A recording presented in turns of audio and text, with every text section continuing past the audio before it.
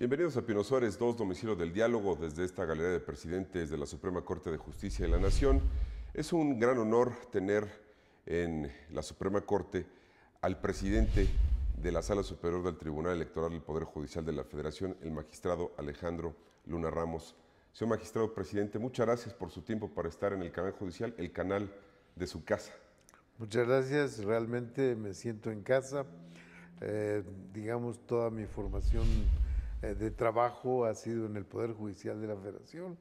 Tengo 44 años ya de pertenencia a este poder. Así es, señor magistrado presidente, muchas gracias por estos minutos para Pino Suárez 2 y hago una muy breve reseña de la trayectoria del magistrado Luna Ramos, obviamente presidente de la Sala Superior del Tribunal Electoral, egresado de la Escuela de Derecho de Chiapas, orgullosamente, inició su carrera judicial en 1968, usted ya lo decía, 44 años de carrera judicial, catedrático en materias de derecho de diversas universidades. En 2005 fue usted elegido magistrado electoral de la Sala Superior y en agosto de 2011, el año pasado, entre sus pares, fue usted electo presidente de la Sala Superior con una enorme responsabilidad, señor magistrado presidente, para enfrentar el proceso electoral que ya está en curso, este proceso de 2002, un año muy intenso en materia electoral. Efectivamente, tuve la fortuna de ser elegido por mis pares como presidente y desde luego esto trae como consecuencia lógica en que este año tenga que estar presidiendo el tribunal para hacer frente a la elección de 2012, que digamos que no es solo la presidencial, sino de casi la mitad de los estados de la República también que tienen elecciones de gobernador, con independencia de que se cambia todo el órgano legislativo, tanto Senado como la Cámara de Diputados. A nivel federal son 629 cargos, son 500 diputados federales, 128 senadores y el presidente de la República. Exactamente. O presidenta, señor magistrado. O presidente y gobernadores. Y los gobernadores también, de 14 estados de la República, el jefe de gobierno del Distrito Federal. En fin, es un año muy intenso. Bastante intenso. Y quiero remontarme, señor presidente, a los tiempos en los que la Cámara de Diputados se erigía como colegio electoral y calificaba la elección presidencial. El Tribunal Electoral ha vivido una etapa de permanente evolución. Esta será la tercera vez, durante 2012, que la Sala Superior califique la elección presidencial y entregue constancia de mayoría a quien tome las riendas del Ejecutivo Federal. Es un gran reto, pero también marca una etapa de permanente evolución. Cuando la Cámara de Diputados calificaba la elección presidencial, eran tiempos en los que había muchas dudas, no había certeza, las fuerzas políticas intervenían de alguna forma, teníamos órganos electorales que no estaban tan profesionalizados como lo están ahora, que la democracia vivía, digamos, esta etapa incipiente, dando pasos hacia adelante para buscar escenarios de mayor certeza. Efectivamente, la historia del derecho electoral es muy reciente. Yo creo que es la más nueva de las ciencias jurídicas que se han puesto en vigencia en nuestra República. Y como acaba de señalar, efectivamente, la Cámara de Diputados se constituía en colegio electoral y era quien calificaba las elecciones. Y desde luego era muy difícil que hubiese una certeza cuando las partes involucradas en la propia elección eran quien calificaba su propia elección, entonces se convertían automáticamente en jueces y parte. Y desde luego esto no dejaba en claro muchas situaciones y daba lugar a desconfianza ante la ciudadanía. De ahí se fue institucionalizando una especie de ciudadanización de las autoridades electorales, tanto del árbitro administrativo como del árbitro jurídico, porque se crearon dos instituciones que son el marco legal que ahora atiende el sistema electoral en México, que son el Instituto Federal Electoral, que es la parte administrativa, la organización de las elecciones y nosotros la calificación legal de la misma. Y además, el tribunal con la última palabra en materia electoral, incluso para emitir órdenes al Instituto Federal Electoral. ¿Ha llegado a pasar? Más bien dicho, no a emitir órdenes, sino a revisar sus actuaciones, pero no en forma oficiosa. Desde luego, para esto necesitamos que haya alguna inconformidad que nos lleve a nosotros a tener un conocimiento de alguna de las resoluciones emitidas por el Instituto Federal Electoral y, aunque la mayoría se las confirmamos, porque está constituido por autoridades muy conocedoras de la materia, pero desde luego no todos son abogados. Entonces también hay algunas situaciones legales en que tenemos que corregir y esto ha dado lugar a que en algunas ocasiones tendremos que modificar o revocar las resoluciones del dicho instituto. ¿Cómo es la relación entre la Sala Superior del Tribunal Electoral y el Instituto Federal Electoral? ¿Es de cordialidad? ¿Es de coordinación? Más bien dicho, es de respeto. Nosotros respetamos su actuar, respetamos sus decisiones y simple y sencillamente corregimos aquello que a través de un recurso y a través de los agravios se demuestra que de alguna forma no cumplieron con alguna de las leyes o simplemente no le dieron la interpretación jurídica que era la adecuada. Pero esto no quiere decir que no respetemos a la autoridad, porque precisamente es parte de nuestra labor el determinar si los actos que emite el Instituto Federal Electoral y los diferentes institutos estatales están emitidos conforme a derecho. Señor magistrado presidente, quiero recuperar una frase muy enfática que tuvo usted con motivo de su primer informe anual de labores aquí en la Suprema Corte de Justicia de la Nación. Usted dijo: el tribunal no hace política, la política la hacen los actores políticos. El tribunal resuelve jurídicamente, que nadie venga a hacer política al tribunal, ya que nadie ganará en la mesa lo que no ganó en las urnas. Me parece un mensaje muy contundente. Pues digo, quisimos señalar que precisamente el tribunal lo que tiene que garantizar a la ciudadanía es el respeto a su voto y que para nosotros es prioridad absoluta el que se respete la votación que legalmente se obtuvo en las urnas. Los jueces no hacen política, pero sí inciden en política, señor magistrado. Pues digo, esto necesariamente, ¿verdad? No hacemos política porque nosotros simple y sencillamente determinamos con apego a la legislación vigente. Es difícil moverse en estos terrenos donde las fuerzas políticas obviamente son partes o los ciudadanos están reclamando un derecho y la dinámica a veces y con frecuencia ha ocurrido es de tratar de descalificar al tribunal que va a juzgar una controversia donde hay intereses políticos polarizados, quizá a veces exacerbados. El tribunal es la institución que tiene la última palabra y al juzgar determina este posicionamiento que da certeza, pero que también deja inconforme una parte que generalmente reclama y a veces descalifica. En 40 y tantos años de juez yo siempre he visto que el juez siempre está frente a dos partes, a una que le asiste el derecho y a otra que no. Obviamente, quien le asiste el derecho va a señalar que estuvo ante un tribunal extremadamente justiciero. Quien pierde generalmente va a estimar bajo cualquier circunstancia que el juez no cumplió con su obligación. Esto lo vemos en todas las materias.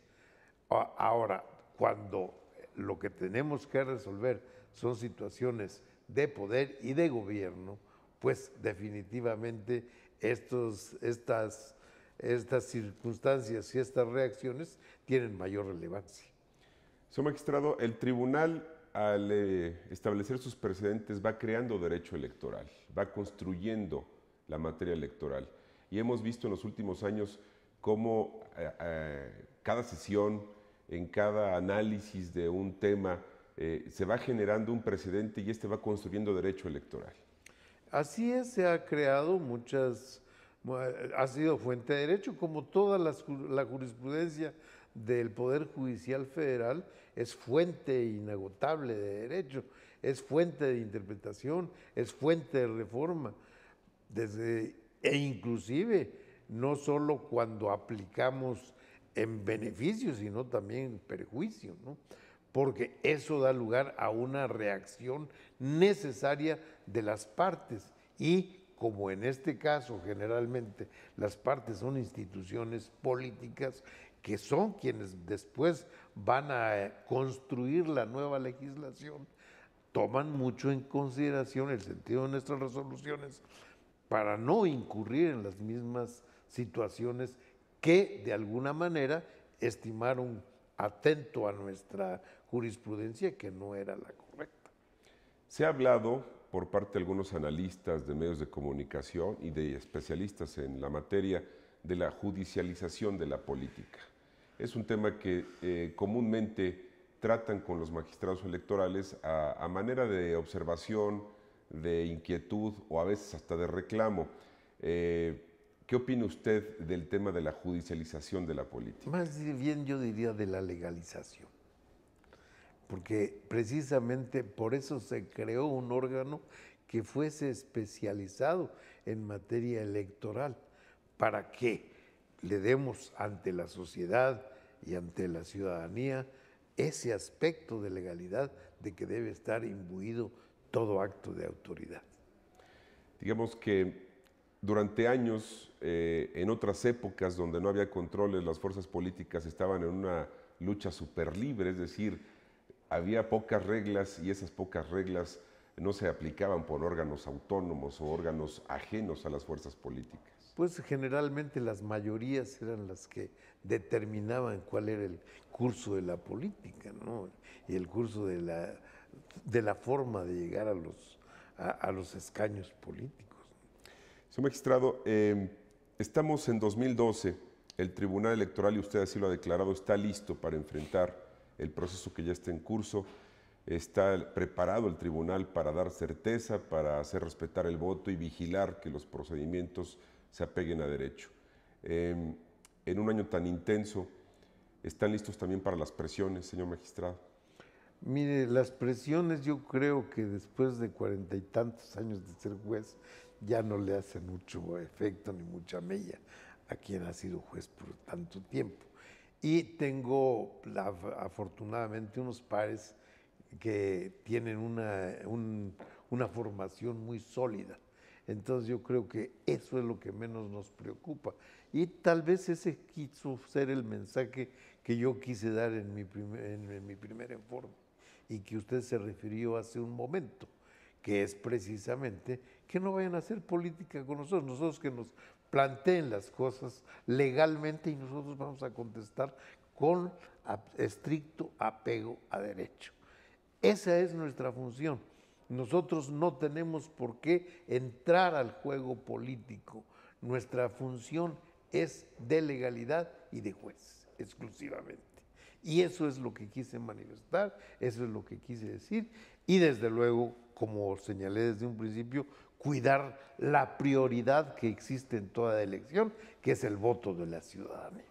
Sin embargo, nunca van a dejar de existir esas presiones, esos intentos de presión. Pues pueden existir, digo, yo casi no los he sufrido porque no me presto para ello, porque yo simplemente les digo, ustedes manifiéstenme conforme a derecho lo que tengan que atender en este tribunal, las cuestiones políticas ni las entiendo ni me interesan. A mí lo que me interesa es que ustedes me demuestren que una votación no se recibió correctamente, que hubieron presiones, que hubo gente ajena en la casilla, cualquiera de las ilegalidades que establece la ley para poder determinar que esa votación se obtuvo en forma ilegal, y yo inmediatamente determine el tribunal que esa votación fue ilegal.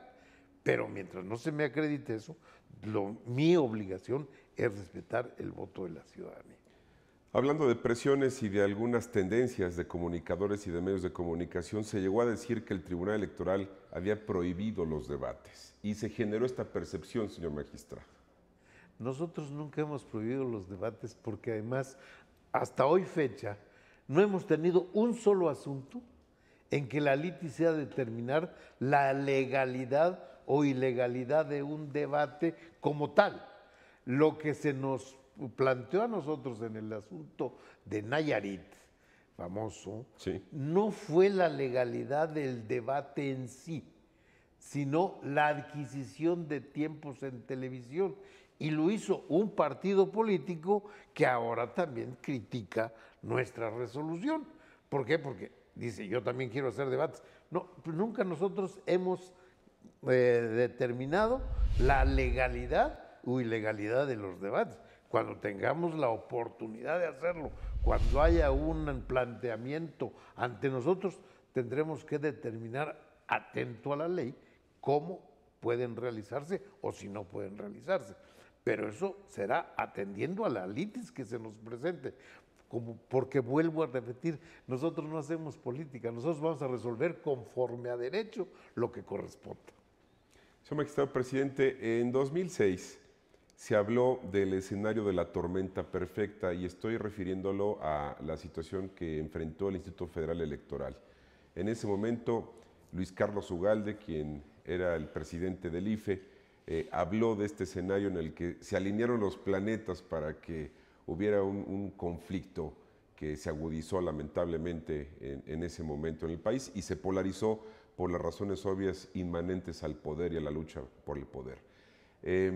El IFE ha declarado que está preparándose para incluso la repetición de la tormenta perfecta.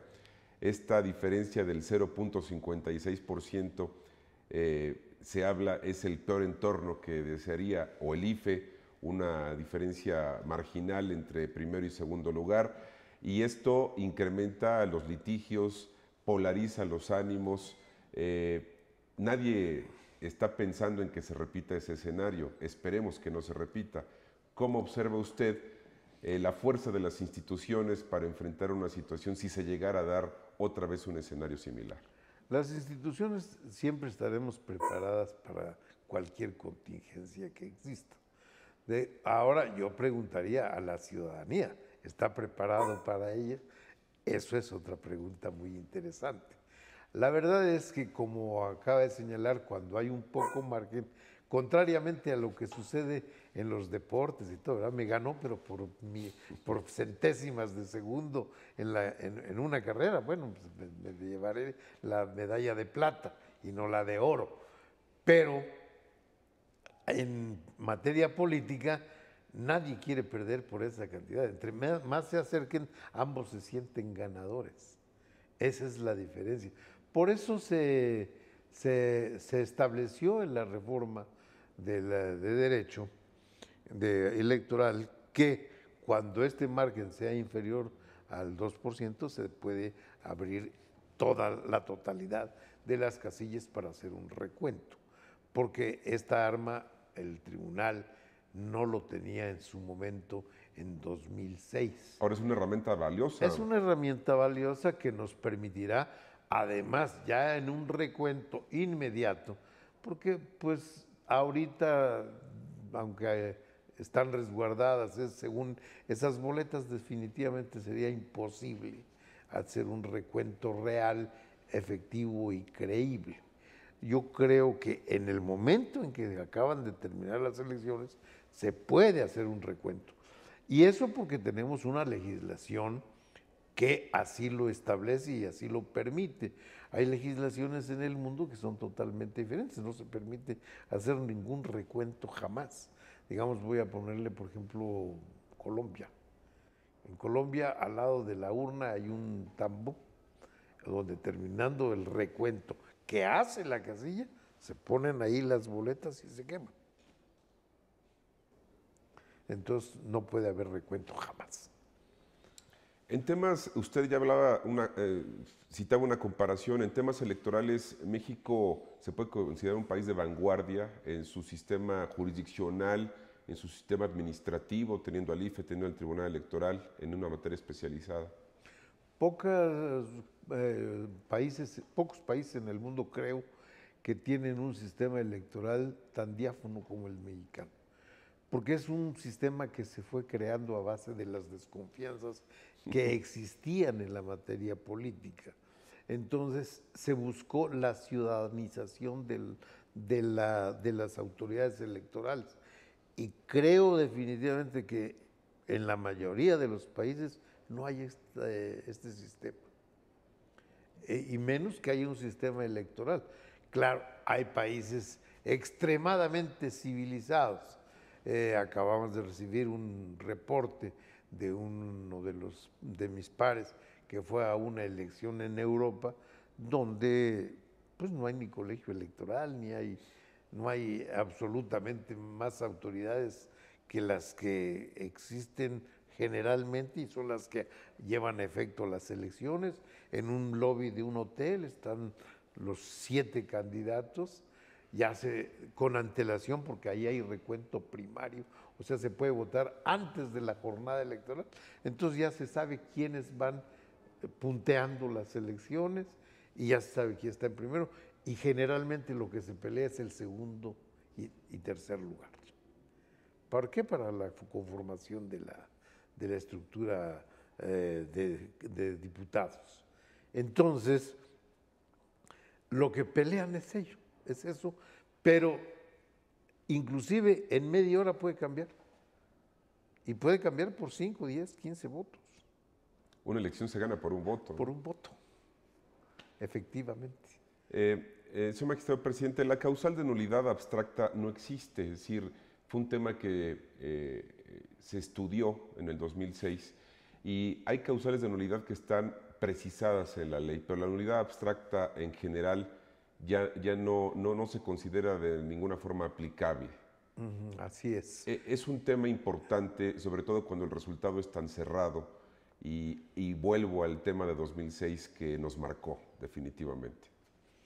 Digo, digamos, una de la problemática que hubo en 2006 y durante ese ejercicio fue la creación de una tesis de jurisprudencia que buscó la forma de atender la constitucionalidad de la elección en sí.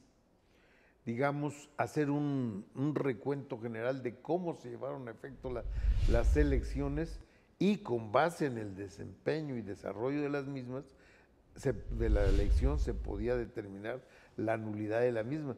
Como no era una nulidad estrictamente establecida en la ley, se le puso una denominación abstracta y fue una creación del tribunal que como fuente del derecho no pegó, ¿verdad? Porque nadie quedó conforme con esta situación. Al contrario, la legislación actual dice que únicamente podrá declararse la nulidad de una elección por las causales previamente establecidas en la ley. No se puede crear una circunstancia parecida a la nulidad abstracta que existía en esa tesis jurisprudencial. ¿Qué causas pueden propiciar, con los argumentos legales que existen actualmente, la nulidad de una elección? Pues, digamos, pueden haber muchísimas circunstancias que pueden crear una nulidad de elección.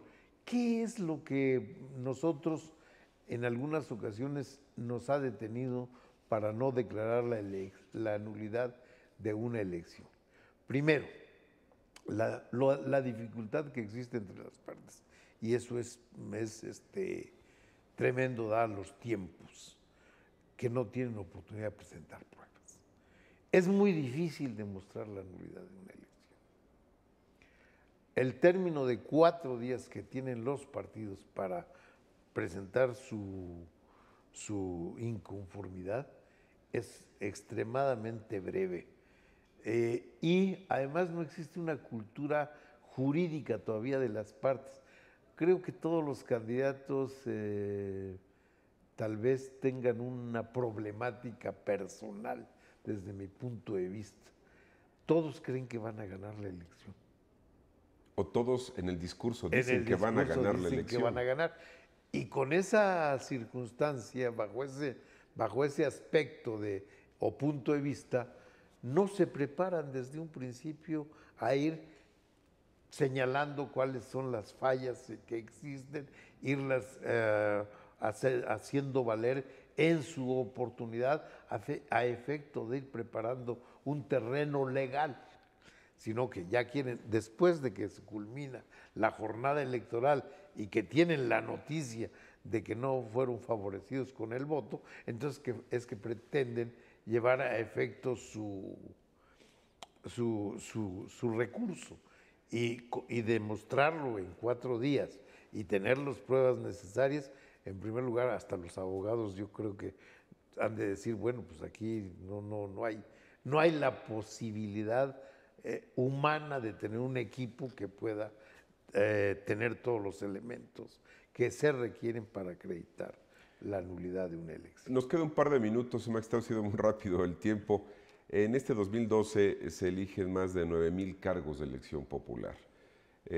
Usted entregará la constancia de mayoría al presidente o la presidenta de la República en la Sala Superior, en una sesión que transmitirá en vivo al canal judicial con absoluta transparencia, incluso en el proceso de deliberación que tengan que enfrentar ustedes en la Sala Superior para la calificación de las elecciones. Es difícil para el tribunal enfrentar el reto. Es difícil para usted presidir los esfuerzos de la Sala Superior en una coyuntura histórica que será recordada por la certeza que las instituciones pueden proveer a una elección que nadie desea se polarice, se descomponga. Mire, esta es una pregunta que me han hecho en repetidas ocasiones. Y yo siempre he contestado que desde que soy juez, todos los asuntos son importantes. Para mí, cuando era juez de amparo, lo mismo era una violación de un derecho constitucional cometido en contra de un estanquillo que está en una esquina que contra un gran supermercado. El problema legal es exactamente el mismo y la responsabilidad de hacer respetar los derechos constitucionales y electorales que están bajo nuestro cuidado son exactamente lo mismo. No es la presidencia de la República lo importante es también simple y sencillamente un regidor del municipio más pequeño de nuestro país. Para mí tiene la misma trascendencia y la misma importancia legalmente hablando, porque es la violación de una cuestión legal, de una cuestión constitucional. Para mí el respeto a la ley y a la Constitución es lo que va a determinar mis actos y va a determinar el acto en que yo voy a presidir esta sesión. A contrario sensu, como decimos los abogados, ¿le gusta ser presidente del Tribunal Electoral en este contexto que vive el país? Es una responsabilidad bonita, es una responsabilidad que acepté y que definitivamente es la culminación de una vida judicial. Señor magistrado, le aprecio mucho estos minutos para el canal judicial, canal de su casa, y obviamente la coordinación entre el canal y el tribunal será, como ha fluido en los últimos años, muy estrecha para que en vivo, en tiempo real, se note en la pantalla de las televisiones, de quienes nos ven, el ejercicio jurisdiccional que con transparencia realiza la Sala Superior del Tribunal Electoral en este año tan importante. Muchas gracias, y a propósito de transparencia, quiero decirle que el tribunal ha abierto sus puertas y su horizonte en todos los aspectos. Inclusive no podemos hacer ninguna adquisición que no se haga en vía pública y con la presencia de testigos. Y además totalmente transmitidas por internet, para que puedan conocerlos y verlos cualquier ciudadano y poder cuestionar nuestro actuar. Señor magistrado, le deseamos mucho éxito en la responsabilidad tan alta que tiene usted y sus pares en la Sala Superior para los retos que van a enfrentar. Sin duda nos queda claro, está preparado el tribunal para el 2012. Así estamos preparados. tenemos conciencia de la enorme responsabilidad que tenemos y que nuestra principal obligación es cuidar que la Constitución y las leyes del país en la materia se respeten. Señor magistrado presidente, le agradezco mucho. A sus órdenes. También le agradezco a usted el favor de su atención a Pino Suárez II. Lo invito a que siga en el canal judicial. Muchas gracias.